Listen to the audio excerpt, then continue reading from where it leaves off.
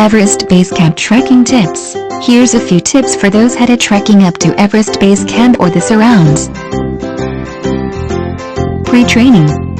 Get as fit as you can or you just won't enjoy it as much, and if you get sick, as many do, you will find it all the harder. They say the best training for hills is hills, so train on hills and wear the boots and pack you will be taking and get out there training harder. Arrival info. If you fly to Kathmandu out of Bangkok, or anywhere Asia, sit up front with the window on the right hand side so you can see Everest when it comes into view if the weather isn't too cloudy a few hours out. You can do the Everest trek completely solo if you really are the adventurous type. Water quality availability. Don't spend money on water purifier tablets and expensive filtering things unless you will use them elsewhere with serious remote dirty water. Medical kit needed or not. What to include?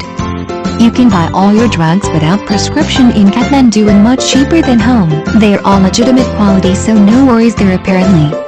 All said, prevention is better than cure. And having a decent supplier of all these assured me I was covered in most cases and had more for other trekkers or my guides or locals along the way as was the case.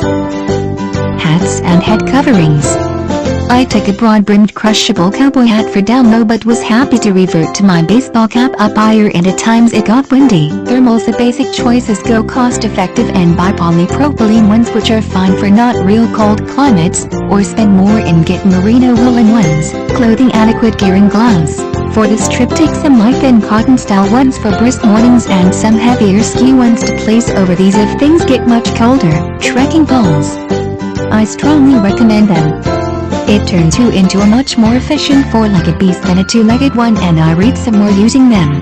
Takes about 6 tons a day of weight off your knees. Day packs and duffel bags and plastic inside bags. If you are going with an organized tour they will probably give you a tanker duffel to use and keep for the journey.